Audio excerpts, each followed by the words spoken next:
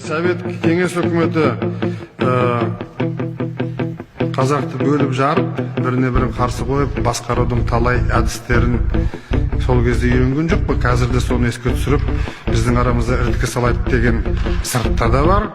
Ішімізде өзіміздің сатқын қандастарымызды бар, солардың ақшасын алып, қазақтың ішін еретіп, жан-жаққа бөліп, қайтадан бодандыққа мойнымызға шылбыр салып, жетектеп барып, мүмкін бірдеме алар, белсенді болар тағы да. Оны сіздер көрмей жүрген жоқсыздар ма өзіңе?